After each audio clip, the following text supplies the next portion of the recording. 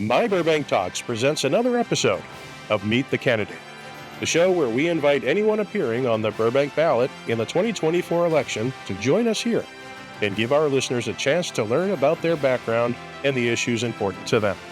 Now, let's join our podcast. Hello, Burbank. Craig Stewart here with you once again. And another Meet the Candidate podcast. And this one I think is a little more special. This time we're going way above our pay grade here, and we're doing for a member of Congress. So this is for Adam Schiff's seat, who is now running for Senate, and his seat is now empty. So we have a wide open field. And so today we have Dr. Alex Balekian in, who is going to talk about his candidacy and his background and let you get to know him a little bit. And as always, you know me, I'm going to ask the tough questions. I think it's important to get to know who he is, because in all honesty, I don't know who he is, and these are questions that I want to know. So I think it's important that you also find out these things too. So I want to give you a little background on him first. He's from Glendale. He attended the Glendale Unified School District. So I guess that's a good thing. You know, we're in Burbank, but you know, we still like our Glendale people. Dr. Balekian identifies as a proud Congressional Republican and has felt disenfranchised with his party for the last 20 years. He began the race as a no-party preference candidate, but redesigned his campaign as a Republican 2 months later. We're going to ask him about that. Dr. Balekian is a Glendale-born and raised physician, is defining the GOP in Los Angeles County. He embodies characteristics not typically associated with contemporary Republican candidates. Middle Eastern, the son of immigrants, pro-choice, and never having run for public office before. He is also married to a man. Dr. Balekian frames his campaign as a contest between progressives and non-progressives rather than Democrats versus Republicans. He states, "Progressive policies aren't working. My fiscally responsible, socially sane platform, prioritizing ideas over identity politics, will attract disenfranchised voters, moderate Democrats, independents, and moderate Republicans, tired of extreme polarization in the two-party system." Find that all very interesting. So let's get into some of that. So let's start off. Number one, Dr. Balekian, thank you for coming today. Welcome to the show. Thank you, Craig. Thanks for having me. I appreciate it. Well, we're glad to have you here. I mean, like I said, I'm very excited about this one. So you attended the Glendale Unified School District, but it doesn't say much about that. Did you play sports in school? Did you do any extracurricular activities? Just a little about the first 18 years of your life, a little bit. Right. So it was actually the first 16 years of my life. So it answered your question. No, I definitely was not sporty. I graduated second in my class. I was 16 years old. So I was on that nerdy side of the spectrum rather than the sporty side of the spectrum. Born and raised. And you becoming a doctor. Yes. Born and raised in Glendale, grew up in an Armenian immigrant household. I was the first member of my extended family born here in the States. And I went to Armenian school for the first 6 or 7 grades because my parents wanted me to read and write Armenian. And then after that, I went to Glendale Public Schools, first Toll Junior High School and then Hoover High School. I was 2 years younger than everybody else, so I was kind of an anomaly. For that reason, I didn't really have many friends, and I was just a bookworm. And so I was 16 when I graduated, back when a public school education here in Southern California could actually get you into places like UCLA and then get you into medical school. So the inexorable decline that we've seen, at least with my high school, Hoover High School, with the test scores is something that I find regrettable and something that I'm, hoping that the school district will try to reverse. Do you think some of that is due to the culture in Glendale? I think it's all of the above. I think it has a lot to do with Armenian immigrant families. If you have parents who don't speak English, who are not fluent in English, they may not participate more with the kids, helping them with their homework. That said, one of my first memories of childhood, I was probably around 3 years old. Remember looking up at the fluorescent light bulbs in Glendale College because my mother took me with her to English classes. So when I was growing up, my mother's command of the English language was definitely not fluent. So it's not an But it's important, I think, that she did work to try to learn the language and not just, and try to fit in, which I think is very important for any immigrant. Absolutely. And that's what I say is one of my policies is to have comprehensive immigration reform where we actually have a transparent system that people kind of like applying for school or for a job, you are ranked. And so what things would we be prioritizing? Well, we want industrious, skilled immigrants who are going to embrace our Constitution and we're going to assimilate fully into life. So I'm going to hold you right there because we will get into immigration later. Sure, of course. I've got a lot of categories for you coming up. Of course. Let's do this. I think it's important. Okay, so on to college. And you said UCLA? I went to UCLA. There? I went to UCLA because I was 16 at the time. My mother said you were not living on campus. So I stayed at home for 4 years. So I never went to frat parties. I never pledged anything. And then when I was 20 and I got into medical school down in San Diego and I moved away and I was, 2 hours away, that is when I really hit my kind of like party phase and stuff. So the timing was a bit off as, what it should have been, but I kind of had my college experience in medical school. It's still good to go through that though, because I think that, that's a life experience, to see that entire culture of, you work hard Monday through, or Sunday through Thursday and then Friday and Saturday nights. It's on, Exactly. And I learned how to surf when I was in San Diego. So that was an added benefit, added bonus. San Diego, very, it's a great community down there. Mm-hmm. Okay, so now you are a practicing doctor right now, correct? Right? So what's your specialty and where you're working at? Are you working out of a facility or hospital?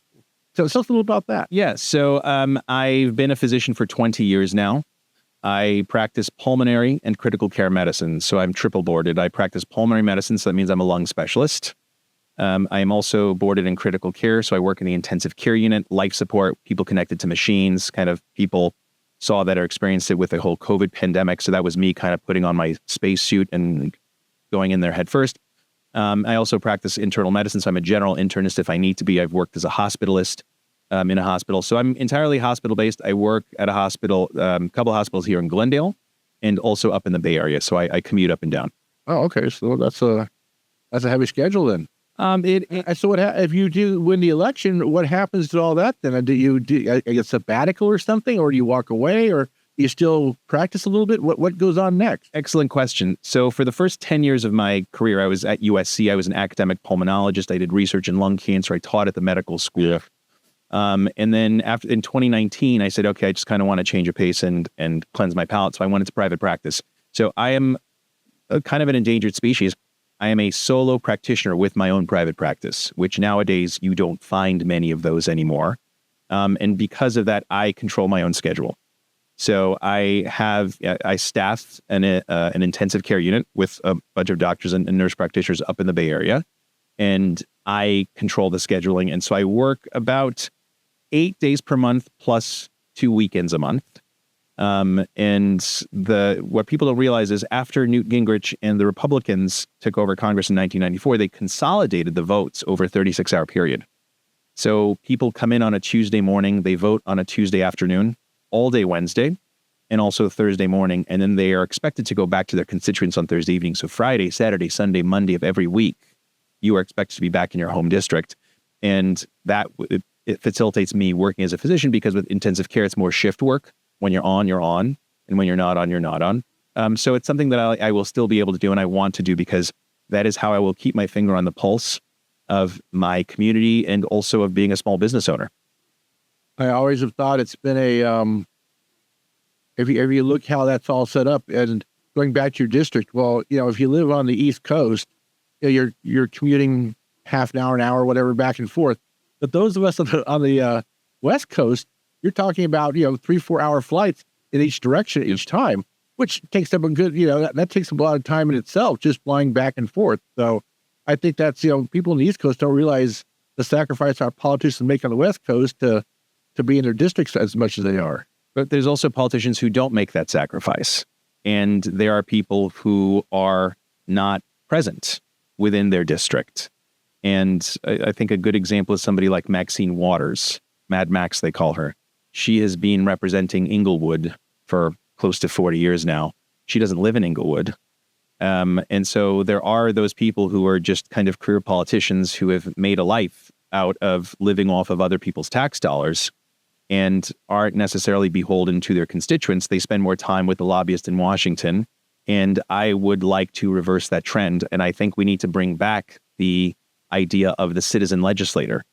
And we need to erase from our minds this politician, right? I don't think a politician should exist. It should be somebody who is part of the citizenry, part of the community, a small business owner who knows what it's like to work on a budget and have to pivot with the economy, for example, going poorly, rather than somebody who says, oh, I've been in a lifetime of public service. What exactly is that public service? Well, you just said, I don't want to be a politician, you know, but let's get into like I said, we'd talk about a little later. You were an independent. Now, I am actually an independent voter. I will go on the record. I'm a registered Democrat because I registered when I was 18 years old and didn't know the difference really back then. Never really changed it. But I've always voted independently. I have voted Republican. I voted Democrat. I think it's the man or the woman, not the, not the party. I agree. My dad was the opposite. If he was a strict Republican and you had the R next to your name, you got the vote no matter what. But I've always thought the best person gets the vote. So independent, but yet you went from independent and became a Republican. Now, what was the reason for that? Why did you make that decision? Was it because of you were trying to get more votes on that side and saw you're running against all these Democrats and did you stand out more as Republican? Are you identifying more with the party right now? Why did you go Republican? So a lot to unpack there, but I grew up in an Armenian household in California in the 80s. You could not be Armenian in California in the 80s and not be a Republican because your Uncle George Deukmejian, was running the state. And I remember when I was in Armenian school, there was one busload of kids every year that would go up to Sacramento to see him, our Uncle George, right? It was usually the older kids in 8th and 9th grade, so I would always get passed over, but they would take your picture and they put it in the yearbook. So it was this big thing. So I grew up in a Republican household. And at the time, what did that mean? It meant exactly what George Deukmejian stood for. Public safety, stay out of my bank account, stay out of my personal life. And that is what I firmly believe. And that is the immigrant experience where you come to this country, usually you've been uprooted because you don't want to leave your home of, my father was 41 years old when he had to uproot himself. He was born and raised in Baghdad. And when Saddam and the Ba'athist Revolution happened, he was 41. I think to myself, God, if I had to hit the reset button at 41, right? I'm 45 now, just 4 years ago. If I just had to just leave everything and start over, what would I do? So even if I'm having a bad day, I think that pales in comparison. Sacrifices our parents have made. Right. And so they came here, and what he did was, the man was a trained engineer, but he didn't come here with his licensing, his degree. So what did he do? He leased a fried chicken shop in San Fernando, back when San Fernando in the 70s was just gang territory. And it was very cheap because it was, gang territory. And he leased a fried chicken joint, and made that work until he could get his general contractor's license. But that business friendly, be able to redefine yourself, reset yourself, free of regulations, free of the government stepping in. And the harder you work, the more you can make of yourself, the more you can build of your dream, and you're not going to get taxed to death. That is what this country meant to my parents, and it still means to me. And at the time, the Republican Party reflected those values. And that is why I grew up as a Republican. And not to say that welfare doesn't have its place, but it's a safety net. You weren't supposed to be dependent upon things like welfare. If you were down on your luck, yes, you could rely on it, but personal responsibility, rugged individualism, pull yourself up by your bootstraps. That is what I grew up with, and that is what I stand for. And then so now I'm a disenfranchised Republican, because especially since 2000, with the Bush-Cheney years, my party of fiscal responsibility and smaller government became the party of invading and bombing other countries, running up our national debt by opening up several theaters of war. And that was not something that I wanted. So for the last 20 years, I've been a disenfranchised Republican. And so when I made this run, I said, okay, I'm going to run as an independent because neither party speaks for me. Neither party in its current state speaks for me. I disagree with the two-party system. I think it unnecessarily divides us, and the moderate 80% of us in the middle dilutes our power because it makes us choose red or blue, R or D. And in that way, the powers that be are able to kind of distract us and get done what they're going to get done. That's very well said, by the way. And I do totally agree with that. Right. Huge problem right now in our country. Huge. And so, but what we found out within 3 months is no name, no party, no support, going nowhere. So I said, okay, I dislike the two-party system, but if I'm going to change the game, I have to play the game. And it was disingenuous of me to register as a Democrat because I've never been a Democrat. And I said, okay, I'm going to be a disenfranchised Republican. I'm going to be very explicit about being a disenfranchised Republican. And the support from the GOP has not been full-throated, and that's fine, because when I get to Congress, I won't owe anything to anyone except for my constituents here. Do they think that this is because it's Adam Schiff's seat and he's a very strong Democrat and very popular here? And by the way, he's done a great job. And we see him at every event in the city of Burbank, every time. Yep. And he'll stay, he'll talk to people. Good man. Do you think that the Republicans just figured we can't win that district, so we're not going to even care about it, and you're on your own? Is that how you feel? That's exactly what it is. And they've said that explicitly. And they said, this is not something that's on our radar. You're on your own, kid. That is fine, because it's great, because when we have this victory, it will belong to us completely. And that is why, and again, proof positive, right? So everybody said, oh, there's a safe Dem-on-Dem race. It's 54% Democrat. There are going to be 2 Democrats. It's going to be, one of the 4, 2 of the 4, Laura Friedman, Assemblywoman, Anthony Portantino, State Senator, Mike Fewer, former city attorney and former assemblyman, or Nick Melvoin, current LAUSD board member. And especially because they outraised us 15-1. Well, I also think the 2 LA people didn't resonate in non-LA places. And this district is more non-LA than LA. Correct. So I think they didn't really have a chance. I also see the fact that in many races, a Republican did make it to the runoff. And I wonder, if the Democrats kind of orchestrated that, figuring they had a better chance of winning with a Democrat versus Republican when it was a one-on-one election for the general.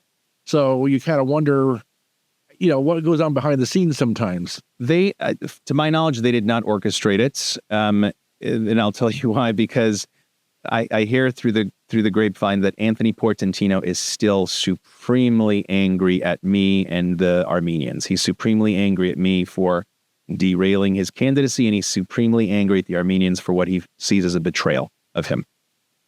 Well, people vote the way they see they should vote. Mm-hmm. I'm sorry to hear that, because he is a good man, a Burbank resident too. So, but hey, things happen.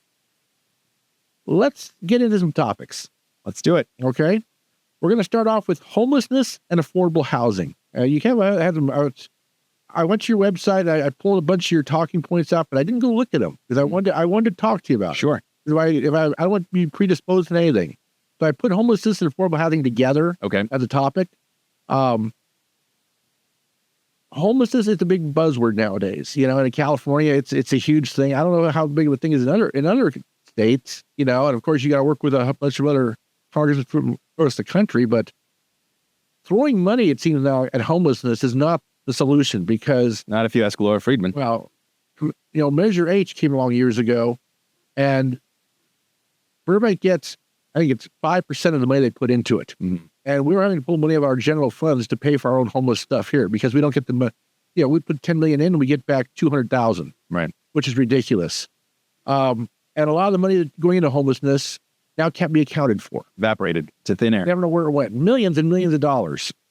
So billions, yes. 25 billion at last clip. So what are your thoughts? Because homelessness, I think, is more of a regional issue than it is a national issue to a point. So what's your thoughts, and what do you do to help California in that situation, you think? So I would actually wholeheartedly disagree with you. The fact that we haven't solved it so far is because we think that it's a regional issue, and it is absolutely a national issue. And I'm going to tell you my centerpiece legislation. So I'm going to separate homelessness from affordable housing. Okay. Because the homeless population, about, I would say, a quarter to a third of it are people who are truly down on their luck, living out of their cars, like have no money. So that is a completely separate population than the other 2/3, which is mental illness, schizophrenia, drug addiction. So I'm gonna split those two apart because we've treated the entirety of the homeless population as an affordable housing issue. And we've thrown money and thrown money and thrown money, and it has been fixed. Why? Because the majority, the boulders, not the pebbles, the boulders are not a housing issue. It's a mental health issue. These people cannot take care of themselves. If you put them in a house, how are they going to take care of the house? So I, as a physician, am uniquely qualified to say, okay, this is a mental health issue. We need to diagnose the mental illness. We need to diagnose the drug addiction. We need to take care of them first. And then everything else will logically follow.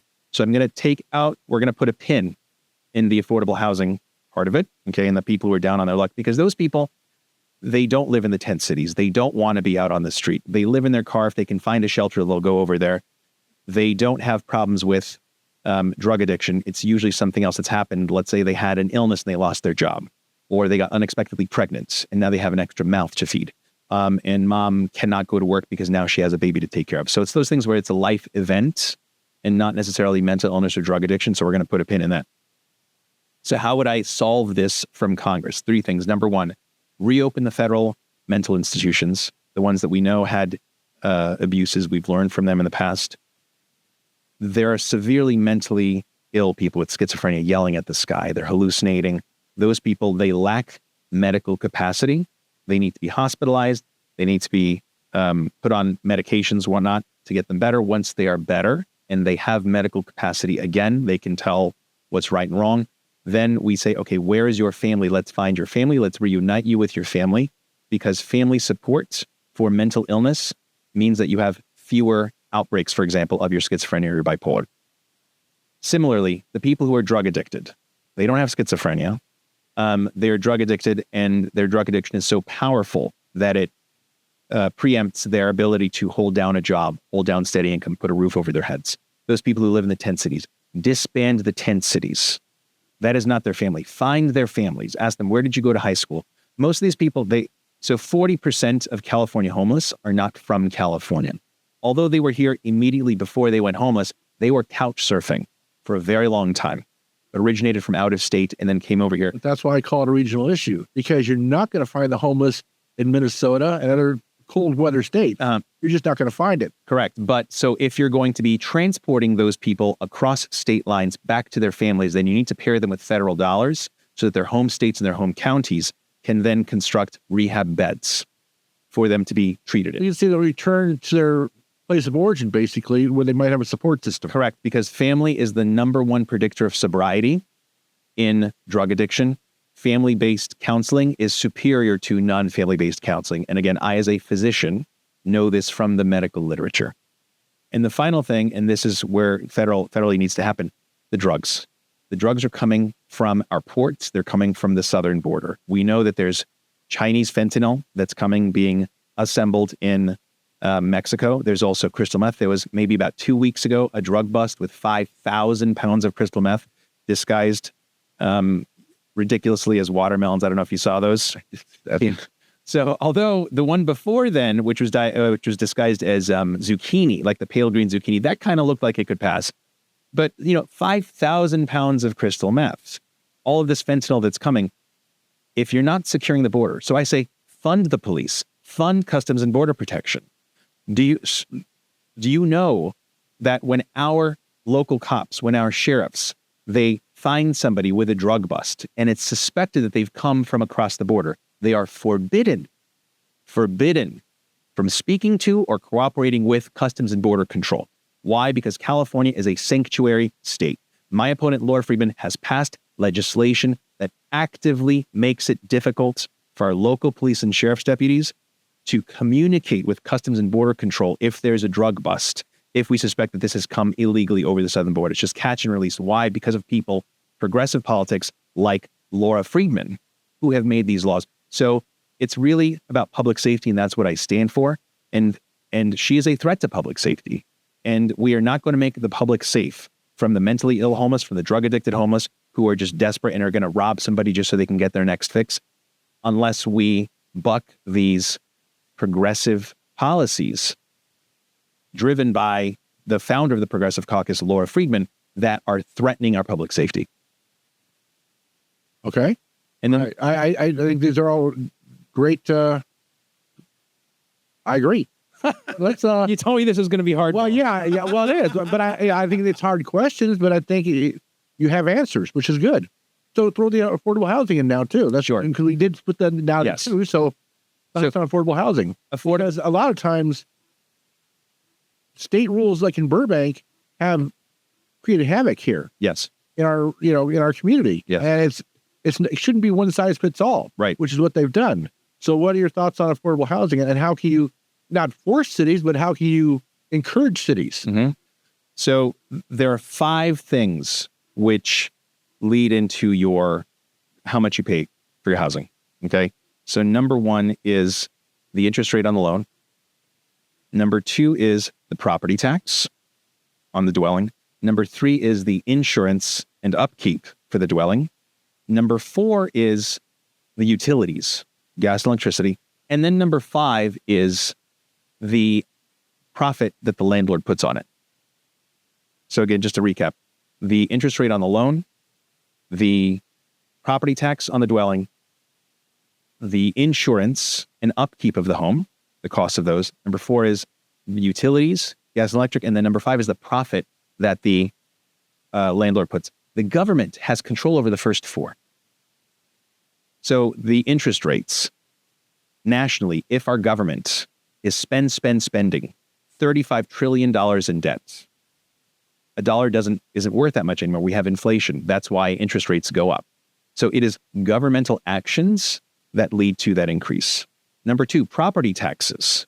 My opponent, Laura Friedman, in order to generate more money that she can waste on homeless housing, has authored Prop 5.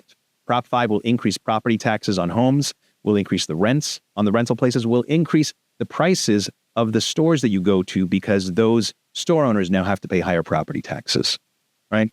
So doesn't matter what the question is, her answer is always going to be, let's raise taxes and spend more money. Number 3, insurance. It's costly to build and repair here. Why? Simply because if you have high starting minimum wages. Gas. If it takes a certain price of gas to transport lumber from Home Depot to your house, the contractor is going to fold that in. So if gas prices are high, it's going to increase how much it's going to cost to fix your home. Finally, number 4, utilities, electricity. I don't know about you, but in Glendale, electricity rates went up by 70% last month. They're going to go over the next 2 years up 200%. Okay. Yeah, we've had raises here in Burbank too. Right. For infrastructure purposes, yes. Exactly. GWP sets those. It's the government that sets those. So when people talk about high cost of living, 80% of those factors, 4 out of the 5, is in the lap of our elected officials, Laura Friedman.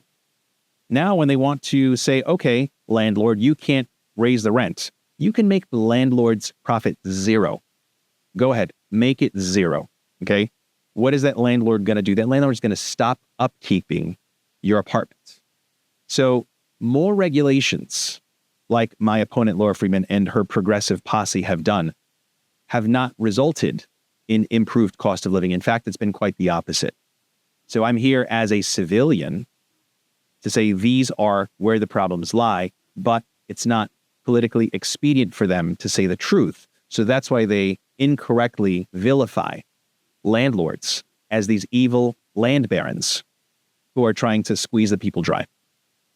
We're going through that in Burbank right now, and I don't know if either one has an easy answer, because I think the landlords have great points and the renters have great points. So we're going to see where that all shakes out, but it's a tough subject.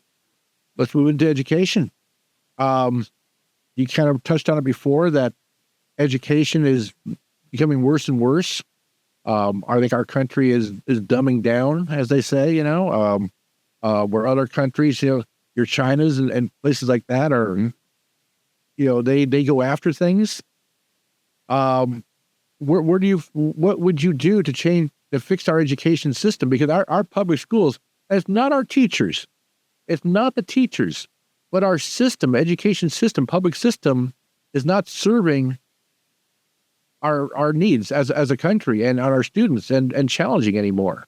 So what are your thoughts there? The unions, the teachers' unions are the problems. Just go ahead and say it. California spends about $24,000 per pupil per year. And Texas, I think, is about $12,000 or $14,000 per pupil per year. So we have high cost, low value education. Where does that money go?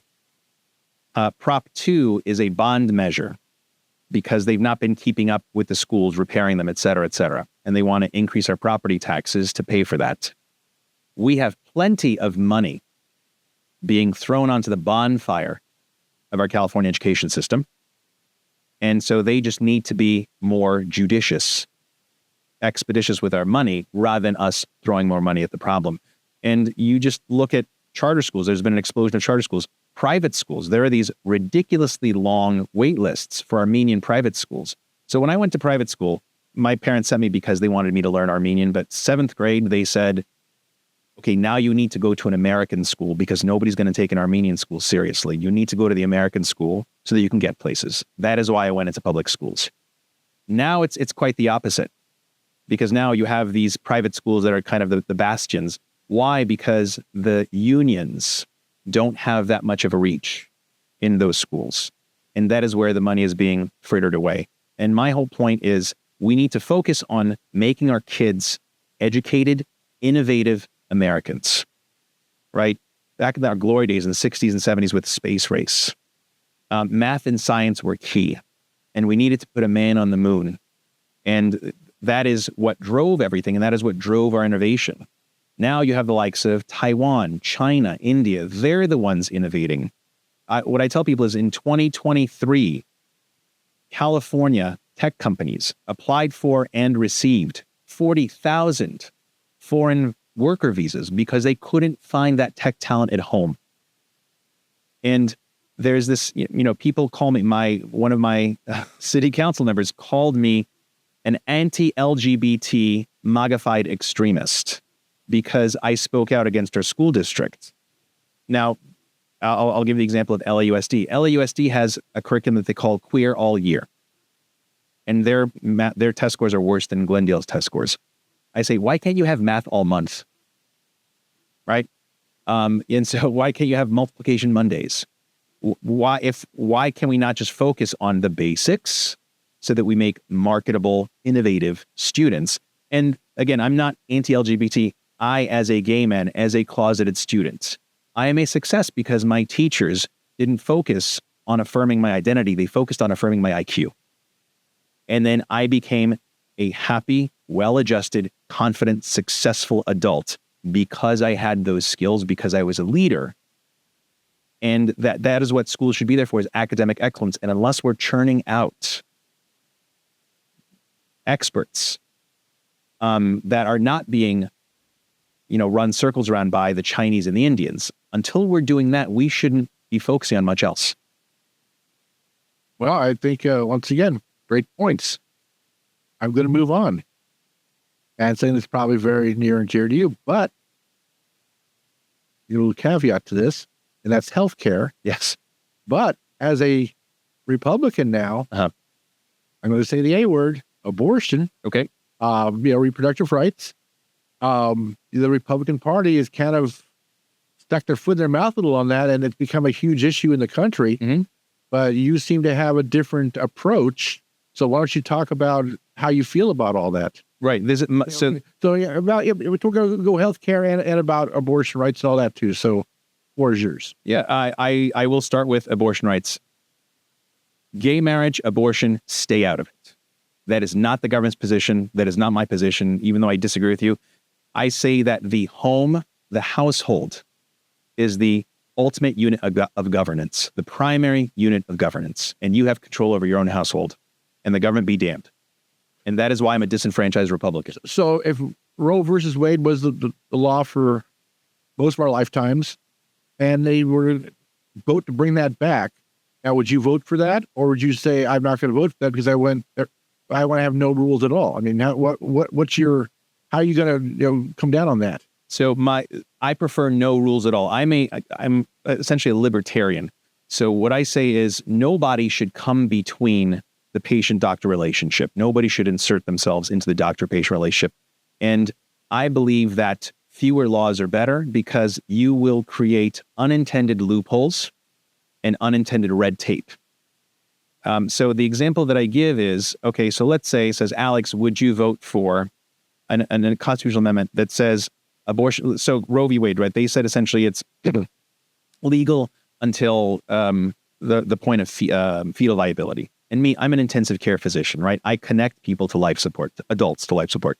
A child who's 26 weeks, when connected to life support, that is a 70% chance of life. So if you're in the third trimester, I personally think if there's nothing wrong with mom, nothing wrong with baby, and the child at 26 weeks, it is medically unethical. And I think that we as physicians should have this code of ethics and say, okay, are you sure you can't, talk about this, but don't get in that patient-doctor relationship. Don't you have that in do no harm? Correct. You have that in do no harm, precisely. So number one, do no harm. And number two, patient autonomy shall never be violated. So when people say, my body, my choice, whether with abortion or whether with vaccine mandates, I would say, yes, I agree, because I took an oath to do no harm and also not violate patient autonomy. And what I find is a lot of people just focus on, okay, pro-life, pro-choice. I say that we should focus more on prevention. I would prefer prevention rather than punishment. If we can get better access to family planning to women and we have them have fewer unexpected pregnancies, I, as a physician, would go for that. And some women also, when they get pregnant unexpectedly, it's not that they don't want a child. They say, oh my gosh, I don't have childcare. I'm not going to be able to juggle this with my job or with my school. And if somebody says, oh, well, here's a way to have affordable childcare, would you now want to have this child? And now that you're better able to juggle this, and a lot of women will say, oh yes, I would prefer this. So I want to steer people away from that dichotomy of abortion or no abortion. And I want to say there's 2 million yearly opportunities of prevention that are missed because there are 2 million unexpected pregnancies in this country every year, 1 million of which end in abortion and 1 million of which are carried to term and cause upheaval of life in whatever way they're going to. But if those 2 million pregnancies were unplanned, I say those are 2 million opportunities of prevention that we missed. And I would rather focus on making widespread availability of birth control, making more widespread sex education. So younger kids, they know exactly, what's safe and not unsafe sex. So that is how I prefer to look at it. But in the end, government should stay out of it. I firmly believe in that. Okay. And also healthcare. Yep. The Obama or Affordable Care Act. Yep. Is under attack by the Republicans, and we're going to abolish it. We're going to get rid of it. Mm-hmm. Well, they've never presented a plan right. to replace it with, but they just want to get rid of it because it's not theirs. Mm-hmm. So what happens when, let's say, Mr. Trump wins the election and says, we're going to cancel that? And where do you come down on that? My whole thing is don't get rid of plan A if you already don't have plan B fleshed out, right? This is not something that we're going to go by the seat of our pants. And we've never seen a plan B. Correct. So if we can get a better plan B, then I say, okay, then let's nix plan A and go to plan B. Are there things about the Affordable Care Act that I don't like? Absolutely. The biggest thing that I don't like, and a lot of people don't know about, is that doctors were forbidden from owning and running hospitals. In order to get the hospital lobby backing the bill and not to kill it, they said, we don't want to compete with doctor-owned hospitals. Why? Doctors who run hospitals, I know where all the inefficiencies are. I know exactly how we can change things to make things better. I don't need somebody, an administrator in the C-suite, telling me what's going to work or not, right? So physician-run hospitals get better outcomes with fewer resources. But then that was nixed. So since the Affordable Care Act was passed, doctors have been forbidden from owning or running hospitals. The ones who were existed grandfathered in. So that is one big piece that I, as a physician, would change because physicians can run hospitals more efficiently than administrators can. But other things, so it's great to say, okay, we want to expand health coverage to everybody, universal health coverage. Yes, I would love that. There are good ways and bad ways of doing that. For example, here in California, they just extended Medi-Cal to almost 1 million illegal immigrants. But they didn't increase the number of doctors, nurse practitioners to see those patients. So yes, you're going to pat yourself on the back for giving 1 million immigrants, somebody who just came across 2 weeks ago, full health coverage. But the existing Californians who are low income, so if you have more patients to see, but you didn't increase the number of doctors, your wait times will increase. Your mammogram will be delayed. Your colonoscopy will be delayed. Your cancer screening tests will be delayed. And then that will translate downstream to higher cancer deaths. How exactly did we serve the greater good of the population? We didn't. I, as a physician, know I am intimately aware and uniquely qualified to know where the inefficiencies are and how to fix this. The problem is we as physicians tend not to advocate for themselves, but I want to change that when I get to Congress. I agree with the fact but that's okay. Let's say we increase the amount of doctors. Yep. Then are you for the immigrants all getting Medicare also? Or Medi-Cal, I mean, also, if we increase the amount of doctors. So public health is getting the greatest good for the population with as few resources as possible. So if doing so cost more money and it's going to cause more debts, then no, I'm not in favor of that. We need to prioritize where we're going to do things.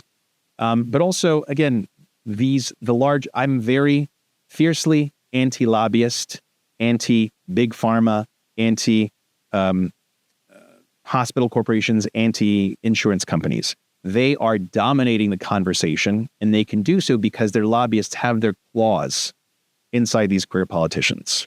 Laura Friedman, for example, has owned 6 figures in Pfizer's stock, at least for the last 10 years, since she's been in the Glendale City Council. I've never owned pharmaceutical stock. So those kinds of anti-corruption things that will get these large, big players, I'm not going to say out of the conversation entirely, because they still need to be involved, but they've dominated it. And the people on the ground, the doctors and the patients, their voices have been drowned out or snuffed out entirely. And I think that's wrong. And that is why we need a complete overhaul. And I think something like term limits, for example, would go help that tremendously. We're going to bounce off the wall again. Okay. And for people, we're going to go longer this podcast than usual because I think the issues are important. And I think, hearing what he has to say is very important also. So if you're listening out there, sit back and relax. I think it's going to continue to stay interesting. Transportation. Now that, once again, it might be more regional than national, but California, we're dealing with high-speed rail right now, and we're putting billions. What high-speed rail? Well, yeah. So, and we get a lot of money from the federal government. And how do you feel about transportation, especially in LA, where we're so glued to our cars and everything else here? Are there any simple solutions? Not simple solutions, but what do you see about transportation in general? Transportation in general. And by the way, that was not on your website, by the way. Correct. That's a trick question by me. No, that's great, and I'm happy to talk about that, and we can just kind of break it down into things. So there is, for example, local transportation, which is walking and bicycling. Bike lanes right now are a huge hot topic in Glendale, Hollywood, and West Hollywood because these road diets and lanes of traffic that have been taken away.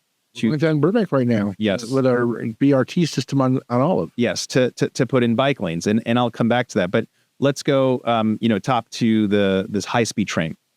So the high-speed train, so LA to San Francisco, that route is the busiest route in the country. It's the busiest flight route in the country, LA to San Francisco. And when I say LA, like LA, Burbank, Ontario airports. And then you have, San Jose, Oakland. Southern California, Northern California. Correct. We're a very big state, though. Yes, and that is the busiest corridor. If you look at somebody like the French, and they have their TGV, their high-speed bullet train, those trains have to be on rail, like straight rail, to be able to achieve those speeds of 280 miles an hour. You're not going to be able to achieve those unless you have an uninterrupted straight line, no curves, across swaths of land. So you're going to have to do eminent domain across different properties. That is a big deal. And like I said, the French, but it's been nationalized. So whatever farmland it went through, they went ahead and claimed as eminent domain, and then they went ahead and reimbursed the people who owned it. So we need to ask ourselves, is this something that people would use often?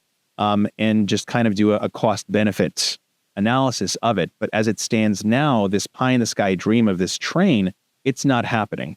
It's not happening at all. Why? Because You have the exact opposite of eminent domain, where you're having all these people these are usually affluent people who don't want the train going through their neighborhood, for example, and are suing on behalf. Yes, and they're suing on behalf of a minnow that's in some creek. So again, this is government red tape. California has a lot of red tape, and this is not something easy to fix. So that's what I'm going to say on the train. So it's a very complex issue. I think the way that we're going about it is difficult. I think either we suck it up and say, okay, we're going to do eminent domain. We're going to make a rail straight line from Union Station all the way up to, the BART station and SFO. There's not going to be anybody who can sue for environmental stuff. We're going to reimburse the people whose land it goes through threefold, whatever it's worth. We're going to do it. And that's it. That is probably how you would have to do it. It's just amazing that we are supposed to be the greatest country in the world, but yet we can't get high-speed rail, and they're all across Europe.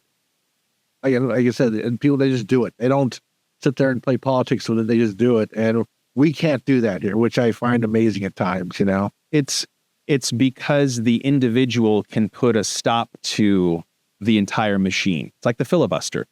An individual can do that. And so that's what makes us uniquely American, because no other country has the filibuster. So it's the analog to the filibuster. But more local things, right, with transportation. My opponent, the bike lane lady, we'll call her, she is pushing through in Sacramento a bill that will not only mandate bicycle lanes in every city in the state, but will also expedite them as a quick build, which will bypass the normal public comment period. And then the city will just go ahead and insert it. And the public comment period will be for a year to 5 years after that to see if they want to keep it or reverse it. Not a very efficient way of doing things. But, she says we got to get people out of their cars. We need to make it, we need to stop making it so easy for people to park everywhere and drive everywhere. I would love it if I was privileged enough that my home and my place of work were separated by a leisurely 20-minute bicycle ride. I would love that. Or even a bus ride. But that doesn't exist. So even if you built the best bike lanes in the world, my commute is longer than that. I wouldn't be able to bicycle. Buses. Comes back to public safety and homeless. Right now, our buses, our metros, they are mobile mental institutions. You have a better than average chance of getting stabbed and killed on LA Metro than actually getting to your place of work unscathed. And the first step is don't put the cart before the horse. Don't build your bus lanes, because people aren't going to ride the buses if there's still crazy people on the buses. And what you need to do is first fix the homeless problem, and then people will naturally gravitate. Laura Friedman says, if you just let me shove these bike lanes down your throat, I am sure you would enjoy the taste. And they say, if you build it, they will come. And, if we give subsidies to electric stuff, people will build it. What I say is, what government subsidy did you receive to buy your smartphone? You didn't. I didn't. Smartphones exploded in popularity. Why? Because they were a good idea, and people naturally adopted them without being forced to do so. So if there is a good idea, people will naturally gravitate towards it. And I say, fix the homeless problem, get the homeless problem off the bus. I would love to sit and have somebody drive me so that I could read. But I don't want to have to look out of the corner of my eye at that crazy person, mumbling to himself. I don't know if he's got a weapon or not, or if he has any self-restraint. I don't want that danger. It's all about public safety. And once you clean up that threat to public safety, then people will naturally gravitate towards something that will become a good idea. I think it's that, but I still think it's convenience. If you ever go on a Google Maps and you need to go somewhere, you write directions, and it gives you by car or by bus. Right. That's 9 hours. Walking. And it's 15 to 18 minutes in a car, but an hour and 45 minutes to 2 hours and a half on a bus. Right. Why would you want to take a bus and go 2.5 hours in each direction? That's 5 hours. Yeah. Just to, say, hey, I'm taking public transportation. Until they make public transportation convenient for people, like the subway in New York. Yeah. What's the motivation for people to get rid of their cars? Because it's just, you don't have that kind of time in a day. But that's also, it's this European romanticization that Americans have. And everything's better, right? You fall in love while you're on your vacation. It's your summer love. You go over there. Oh, I rode the metro in Paris and it was great. It was convenient. Paris is a 2-mile wide circle. 2 miles. The greater Parisian area is 6 miles. A couple million people put into that, okay? Glendale to Burbank is about 6 miles, right? Yeah. So these are densely packed areas with everything that you need in those areas. But once you get out of Paris, if you go to Provence or you go to Nice, they have no subways. People drive their cars because that's just how it's built. So yes, in downtown LA, if you want to make it dense, a metropolis, and have buses and metros going to places, sure. But it's a fallacy that a bedroom community, a less dense community like Burbank or Glendale or Sutherland Tahunga is going to be able to fit into that box. I think it's this European romanticization that doesn't occur outside of the big cities. Amsterdam, Berlin, London, and Paris, right? It doesn't, you go to Harlem, Dutch Harlem, they don't have metros there, right? So it's this artificial romanticization that occurs that I think that they're trying to artificially apply here. Okay. You ready to open another box now? Sure. Okay. Let's do it. Well, we talk. Dodger's exhausted. Yes, he is. I put him to sleep all the time talking. Let's we tackle Roe versus Wade. So let's get another hot button topic. Once again, it is a huge contrast between Republicans and Democrats, and that's on gun control. Yep. We just had another incident of a school shooting. And I do agree. The guns aren't killing people. It's the people who have the guns who are killing people. I get all that. But in Burbank, we had 14 gun shops in a 5-mile square area. Number one, the most gun shops in square miles in the world. Right. It's easy to get guns, especially assault rifles. And why do we need assault rifles? I mean, I don't get it. I love the Second Amendment. I'm not trying to change it. But just sometimes it doesn't make sense to me. So the Republicans are I don't want to say pro-guns, but they're also kind of in the NRA's pocket, and where Democrats keep trying to pass gun legislation and ban assault weapons, and it's just they're colliding. So let's have your thoughts on it. Sure. So I'm a physician, I'm a statistician, I'm a math geek, so I like to look at the numbers. There are 40,000 gun deaths in this country every year. 600 of them, about 1.5%, are due to assault rifles. So if you snapped your fingers and got rid of assault rifles, 98.5% of gun deaths would still occur. So 39,400 gun deaths would still occur. So it's a politically expedient topic that will get nothing tangible done for the greater good of public health. And we've proven that because if you look at the gun death rate from before and after the expiration of the Clinton assault weapon ban that happened during the Bush years, the rate of gun deaths didn't change. Why? Because it's 1.5%. So again, talking about the boulders versus the pebbles.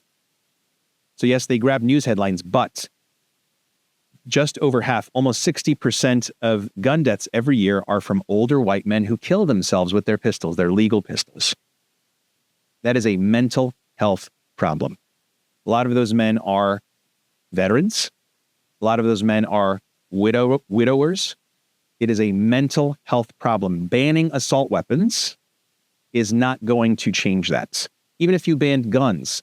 So there are, Well, what's this? The assault weapons are used more in mass shootings than just a typical handgun. Although they do use handguns at times, but assault weapons are cause in most mass shootings in the schools and other places. So the data does not support that. So as far as mass shootings, so the majority of mass shootings, which is defined as 4 people, not the gunman being shot, okay? The majority of mass shootings are done with pistols, semi-automatic pistols. So, for example, you go to Chicago, on Labor Day weekend, and they said there were 6 shootings, over the weekend. Those are done by easily concealable Glocks that these kids, these youth, they just kind of put in their pant waistband, and then they just go out and shoot. So again, numbers. Let's deal honestly in numbers. So people focus on the assault weapons because it serves their political purposes. But me, as a health services researcher, it doesn't move the needle as far as gun deaths. So again, the mental health problem, older white men, we are forgetting about them.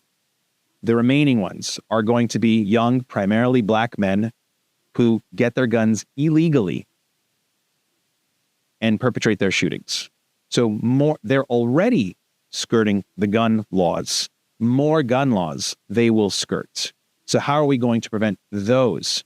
And it's not an easy task, but again, the solution for these longstanding problems doesn't lie where you're looking. It lies far from it. The homelessness issue is not a housing issue, it's a mental health issue. The gun death issue, it's a mental health issue and an education issue. We need to go into these inner cities. We need to make sure these young men and the young women who have these young men as babies get educated, because educated people have gainful employment. People with gainful employment are less likely to commit crimes. And that's how you solve that. I've never heard the stats on assault weapons and deaths before. Mm-hmm. I find that very interesting. I'm still not convinced that taking away assault weapons is not a good idea, even if it saves only, 2,000 lives a year, because that's 2,000 lives. But I just, it just seems like we always hear about an assault weapon on these big mass shootings. So I'm still a proponent of getting rid of assault weapons. But I think you have some good points there. And like I say, the whole idea of this is to share, to learn, mm-hmm. and have two people. I may disagree with you, but I respect your opinion on that. And I think it's, and once again, I learned something. So it's one thing I have to take into consideration. So well, one other thing that I'd like you to take into consideration is let's look at the example of Venezuela. Okay, so Venezuela, you have Maduro, who the opposition says, okay, he lost the election. And so now the opposition leader has fled to Spain as a political refugee. And so Maduro is directing his soldiers to snuff out whatever's happening.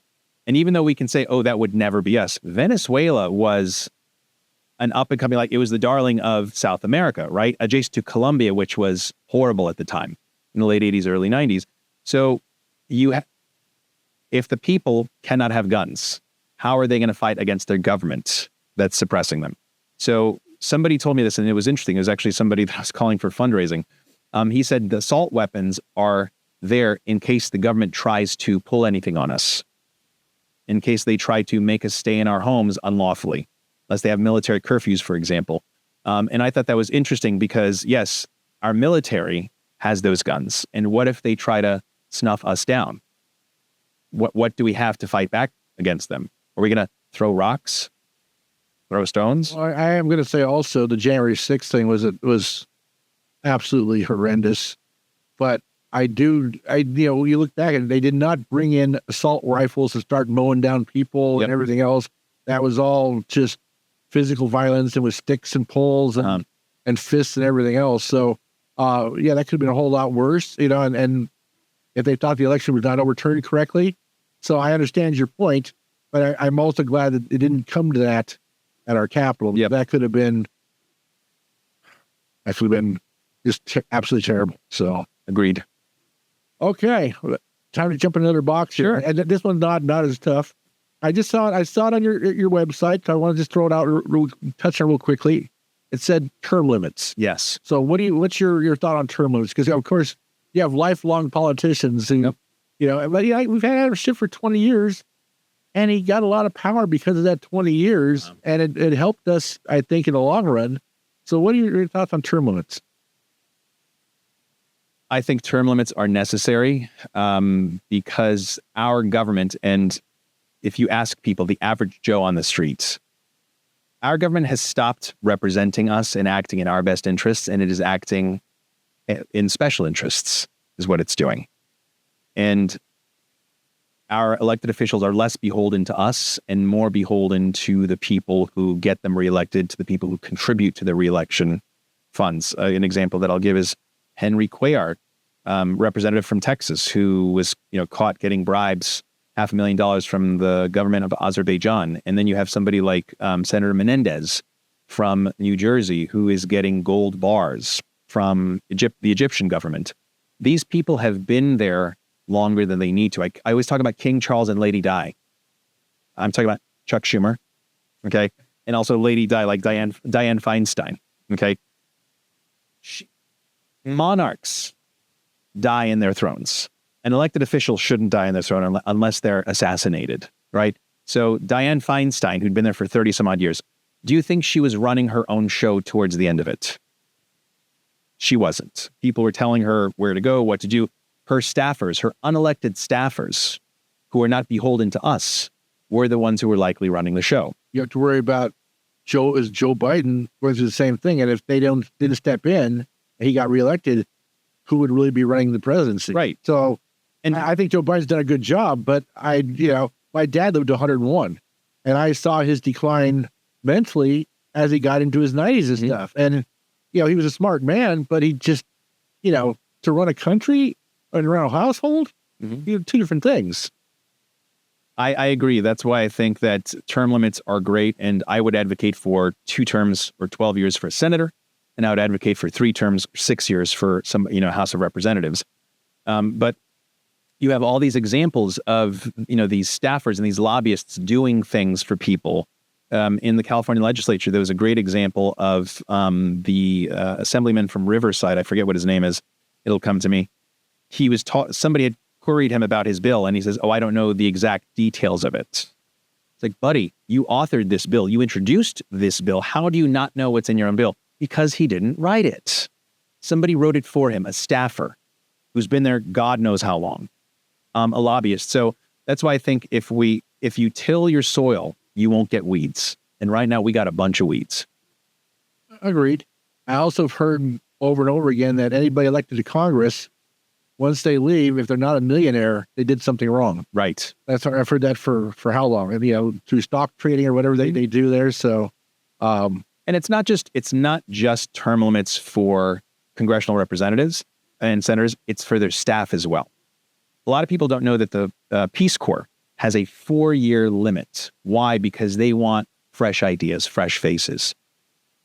So what I would do is I would limit not only representatives and senators to the terms that I put out, but also their staff, 6 years max. And I would put a 6-year moratorium between the time that they leave and the time that they can work for a lobbyist. Right now, it's only 1 year.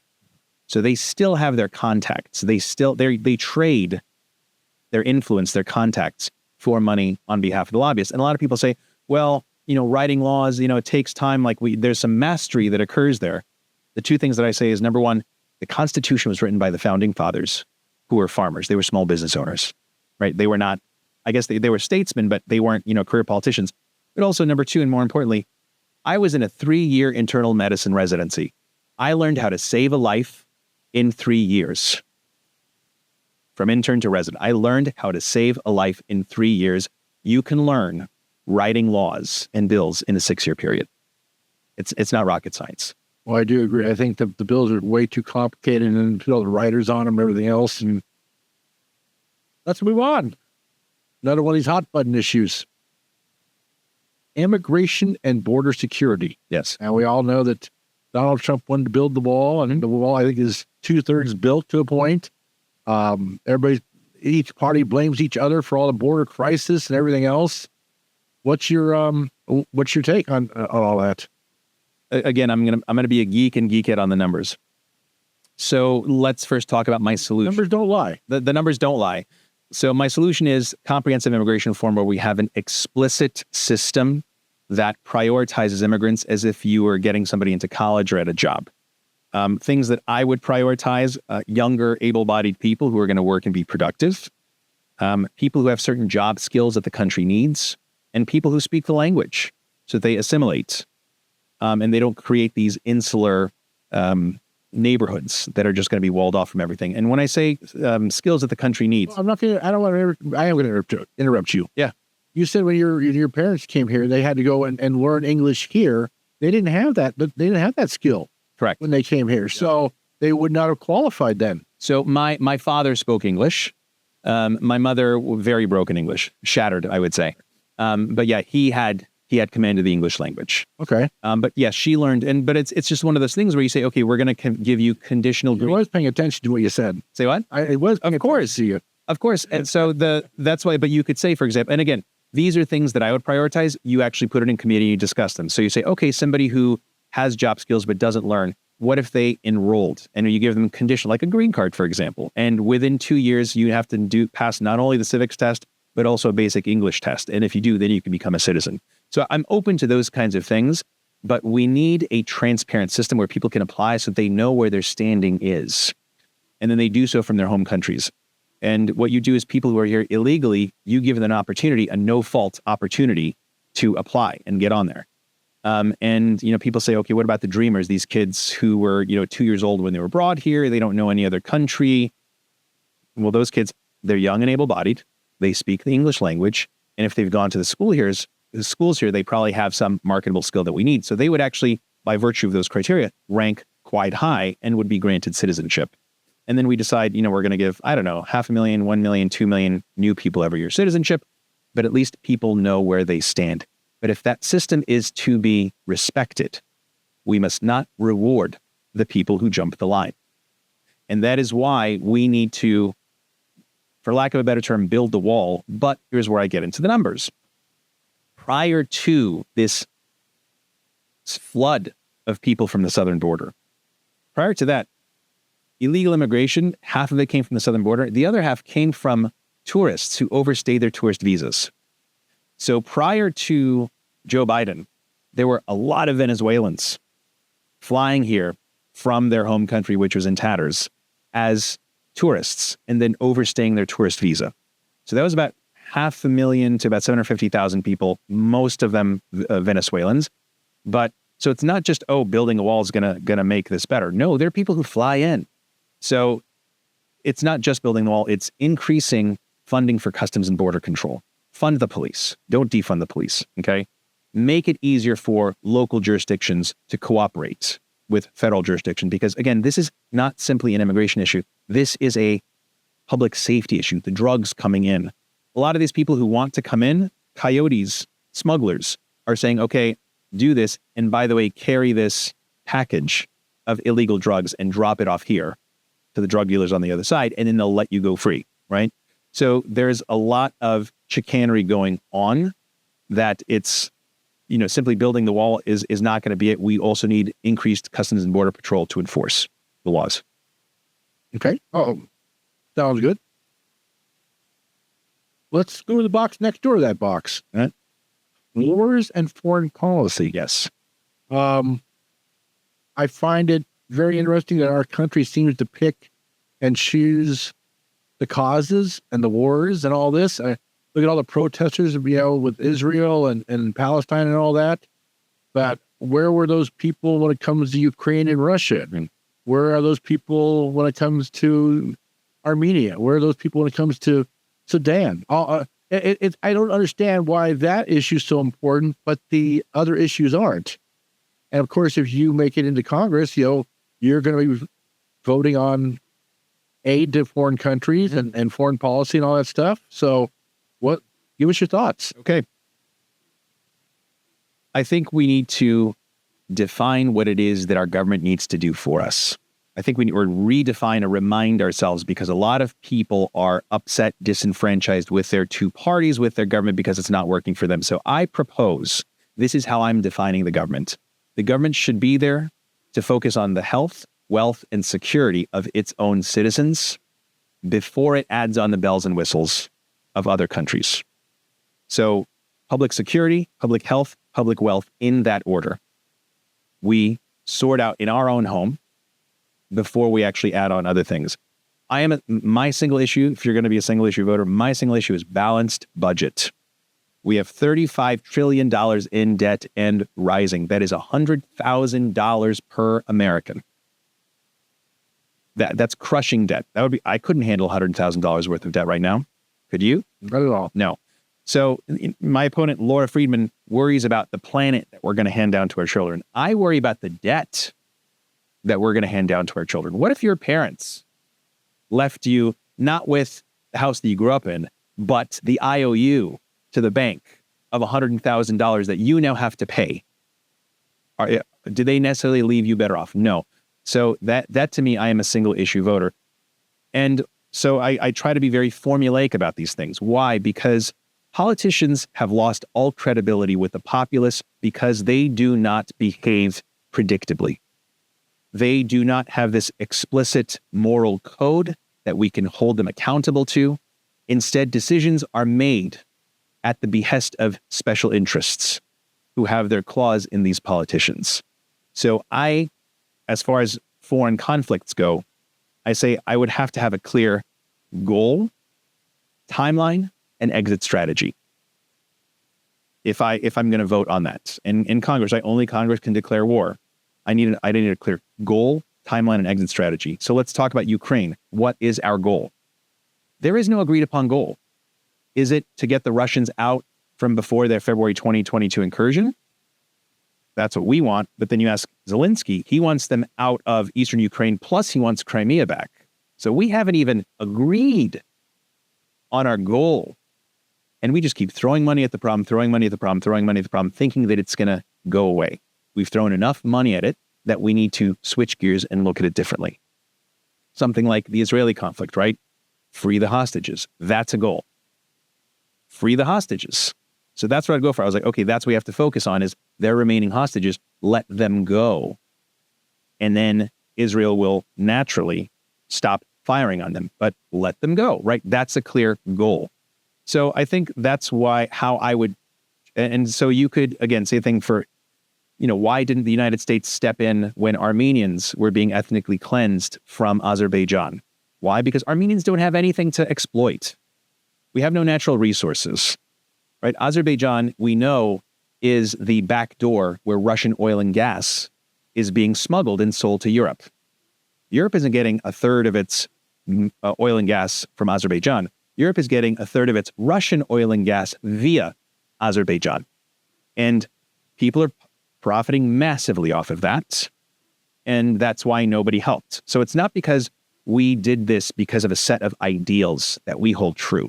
We did this because a big corporation could make money, and that is what I want to combat. And that is why the likes of Laura Friedman, right, who has her stocks in these pharmaceutical companies. I'll talk about somebody like Mike Garcia, Congressman Mike Garcia. I am at arm's length with Mike Garcia because the man worked for a defense contractor before he was a fighter pilot and then worked for a defense contractor. Now he's in Congress. So again, I'm not saying that he's a good or a bad guy, but I would be cautious in approaching his votes and what he's thinking. Like, who does he hold his allegiance to? And that is how I would kind of solve that. I don't think that the United States should be the world's policeman because we are policing selectively. I think that we should go back to our basics, which is the Constitution. And I think that we need to choose our allies in any conflict based on which party matches most closely to our Constitution. And I think if we did that, it's explicit, it's morally defensible, and that is how I would go about entering into conflicts. I'm going to go into two more. I have two questions. I'm going to kind of put into one for you. Okay. Let me know if I'm being verbose. Probably too late, but No. I think this is great. Good. If I did not know who you were, Okay. and after listening to this, I'm sure anybody now is going to understand who you are, and you are more independent than you really are Republican, I think. So, which is nice. Yeah, I don't, like I said, our campaign, me choosing to run as a Republican, was a means to an end. And that means to an end is playing the game that I think is rotten and I would like to change, but I need to get from within. Same as Luke Skywalker, right? Had to get close into the Death Star to hit it. Well, okay, I got that. That's great because it comes right to my question now. So you win. Let's say you win, and let's say Trump wins, and your policies conflict with his policies, and there's a lot of divisiveness in Congress right now. Right. I mean, you watch the State of the Union, and it just cracks you up when he says something, and that side room rises, and that's not really. It's a stupid Theatrics. Theatrics. But if you go against what he says and you become a Liz Cheney and you're ostracized and suddenly you are out completely because you went against Lord Trump. Right. What's going to happen when your policies differ from his policies if you were to be elected and you were to be elected and you are the odd man out? What happens then? How do you, are you going to stay to your morals and your thoughts? Or are you going to let the party talk you into doing what you have to do and stand up with everybody else and clap at those moments?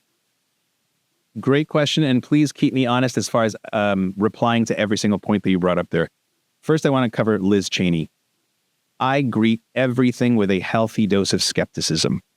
And it boggles my mind how somebody named Cheney suddenly is the most moral person in the room. Dick Cheney is the primary reason why I am a disenfranchised Republican. He was a war machine. He was a warmonger, yes. And to hear somebody say, oh, God, the Bush days, wasn't it better during the Bush days? And gosh, Liz Cheney, she's such an angel. Oh, my God, are you listening to yourself? Okay? Are you listening to yourself? So I think Liz Cheney is an absolutely rotten individual. She comes from an absolutely rotten man, a warmonger. And so I think throw out that baby with that bathwater. So that's number one. How do you really feel about that? So number two is, you said, what would I do if I came at a loggerheads with Trump? This is the beauty of the national GOP and everybody else, with the exception of, so I got the endorsement of Vivek Ramaswamy, okay, because our platforms overlap, I think, almost entirely. But, Donald Trump, the National Republican, NRCC, the National Republican Congressional Council, they have given me zero help, zero support. When we win this, it'll be because of our own sweat, blood, sweat, and tears. So if they think that I owe them anything, they can kiss my ass. There you go. Right. So I said, I am a single issue voter. Mine is a balanced budget. I don't care. So the fact that Donald Trump and a Republican Congress increased the debt ceiling in 2017, that is my red line. Absolutely not. You want to talk rhino? That, in my opinion, is a rhino, right? We would all be better off if we ran this country like we run our own household, on a budget and with minimal interference from outside sources. So when you say, how am I going to vote? I've laid out very explicitly, I think most people will know how I vote. Absolutely. And so if there's a budget that they say, okay, Alex, sign off on this. I say, if it's a deficit spending, I am not signing off on it. I don't care if it's a Democrat or Republican budget. So that is, I will not budge on that. I also will not budge on any sort of, government, again, abortion ban, gay marriage ban, vaccine mandate, stay out of it, right? I am very passionate about those. So depending on what it is, I am going to act at the behest of my people, my district, not somebody in Washington, somebody on the East Coast. So Liz Cheney was voted out because Donald Trump found a favored person to her right, who then challenged her in the primary and got her out. That's not going to happen in District 30, right? I mean, this is not Trump town. Right. There are people who love Trump, right? There are people who don't love Trump, and there are people in between. We're just going to kind of hold their noses because he's the less, they don't like Kamala or Joe Biden, what have you. But, and this is the most important one, at the end of the day, I have to be true to my reputation and my conscience. And that is how I'll vote. And the beauty is, I'm a practicing physician. I have a day job. I love my day job. And it's not going to be the end of the world for me to lose because I have a skill set where I've already been flourishing outside of Congress. And this, second job that I'd be doing in Congress is for my people to clean up this filthy political game and bring back some sanity. Like I say, fiscally responsible, socially sane. So that is how I would treat the whole Trump thing is I am voting my conscience, my platform, which is clearly delineated. And come hell or high water, that's what I'm going to do. Because like I said, I got a day job that I can go back to. Well, if you make it in there, I'm going to hold you to that. Do it. And do it. Absolutely, because you will be my congressman then. Yes. So last, and you were talking about, District 30, and this is your place. Now, so I'm going to get very local on you. Yeah. Okay. And Adam Schiff has always been very good to Burbank. And I say attends every function we have here, is accessible. He really didn't have any kind of personal security until the January 6th hearings. Then they kind of made him bring some, security with him. But he always just shows up and he's always, like I say, accessible. So what do you know about, because you're a Glendale person. Yep. And as little as I know about Glendale, what do you know about Burbank and our issues right here in our city? Right. What do you know about Burbank? So I Glendale was so boring when I was growing up, right? My sister and I, we'd always hang out in Burbank. You'd always go to the AMC back when it only had 14 cinemas, right? We'd go to Fuddruckers back when Fuddruckers was still open. You used to love Fuddruckers. Yeah. So we spent quite a bit of time in Burbank because Glendale was just boring. We'd go to our parents, they loved going to the Bombay Bicycle Club, which is now actually, it's gone. It was right by Black Angus, or maybe it's the the BJ's. Yeah, I think it's just an empty lot now. Bobby McGee's was torn down. Yes. And then the Bicycle Club. So you do remember those days. Yes, of course I remember those days. And so so there are different areas of Burbank, right? There's definitely the Rancho, which the Burbank Rancho and the Glendale Rancho, they are very, like Gemini twins, right? They're attached to the hip. So that is definitely a group there that they love their equestrian properties and they don't want, cars or unnecessary bike lanes or things, for example, going through their development either. So yes, that's the next one is the Horace Mann condo development. So again, there's the need for more housing, and then there's the way of putting it in so densely that it causes congestion, that causes people not to be able to have their livelihoods, go to work, etc. Those kinds of laws, SB 9 and SB 10, and also Laura Friedman's law, not AB 2290, I forget the number. So she and Anthony Portantino authored and passed legislation to do away with local zoning and shove this state zoning with the dense housing down people's throats. Again, when I was growing up, Glendale, Burbank, bedroom communities, single-family homes. My priority is public safety. My priority is local governance. People don't like local control being taken away from them. The example that I'll give is the bike lanes in Glendale, North Brand Boulevard, very near to where I live. I live half a mile away from those. I no longer take Brand Boulevard to the freeway because it is a cluster. It's an absolute cluster. And I've gone to the side streets and I've said, I'm not against bike lanes. I'm just against the poor execution of the bike lanes where they currently are. If they had simply been 1 or 2 blocks to the east at the quieter residential streets, you can make them one way and going up in north and south, and you separate the bike traffic from the car traffic. But now what's happening is the car traffic is going to the quiet residential streets, which are no longer quiet. And again, these decisions were made without the input of the local communities who are intimately aware of what is better for their local neighborhoods. And so this centralization of power that Laura Friedman has perpetrated away from local neighborhoods into Sacramento, where there's an edict that is being handed down, and woe be you if you don't follow this. I am dead set against that. Burbank has its identity. Glendale has its identity, even within those sub-neighborhoods, right? The Rancho, they have their identity. So I want to bring it back to local governance. And again, I said the primary unit of governance is the household. And as close as we can get it there and keep the primary decision-making there, I think it would make everybody happy.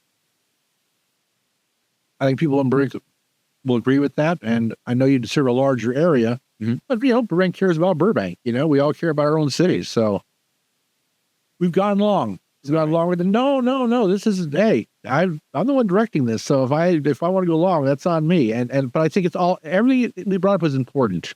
And it's how they get to know who you are and your what you think. So what I always do at the end of every Meet the Candidate podcast is I let our candidate, your camera is, I'm going to give you as much time as you want. You look right in that camera, you look right at your voters, into your voters' eyes. Okay. And if you're listening on a podcast, then turn up the volume a little bit. Tell them why they should vote for you for Congress. So this is your time. Take as long as you want. Sure. Thank you, Craig, for having me on. And thank you, ladies and gentlemen, for listening to me. I am Alex Balekian, MD, born and raised in Glendale. I am a practicing physician in the community, and I am running for Congress in California's 30th District because I feel that we need better public safety. I think that our government should focus on public safety, public health, and public wealth in that order, and it should do so as efficiently as possible. And I think that our elected officials, career politicians like my opponent, Laura Friedman, have abdicated their responsibilities to us by not being able to provide basic public safety. I am against the likes of people like George Gascon, who are soft on crimes and would rather apologize on behalf of criminals rather than make them live up to the consequences of their crimes. And I am coming out against his teammates, people like Laura Friedman, people like Nithya Raman, people like Hugo Soto Martinez, who are wreaking havoc in different council areas and assembly areas. I am an endangered species. I am a gay pro-choice Republican. My husband and I live in Glendale. We have a cat, and he loves it here, and I love it here. And I'm running because the town that I grew up in, my Glendale, and also your Burbank, has changed. In some ways, it's changed for the better, but in a lot of ways, it's changed for the worse, as far as more homelessness, as far as higher cost of living. And based on how much we're paying, I don't think we're getting high value return. And I want to bring back the notion of government working for us, not simply career politicians who have found a path to enrich themselves at our expense. And that is why I'm running. And my single issues would be a balanced budget. I will never vote for deficit spending. And also I want to work towards term limits because I think that if we have more open spots that are accessible to regular citizens like you and me, then I think people would become more engaged and would participate and wouldn't leave the governance to other people. So I thank you for watching. And Craig, thank you again for having me. Oh, and if you want to know more about me, my website is alexbalekian.com, ALEXBALEKIAN.com. It's also alex4ca30.com. If you see our billboards, if you've seen our flyers anywhere, I would love your vote. I would love your contribution, be it your contribution of money or your contribution of time. We need volunteers. We only have about 54 days left until the election. And I love all hands on deck so that we could take our grassroots movement and shock them all by winning this November.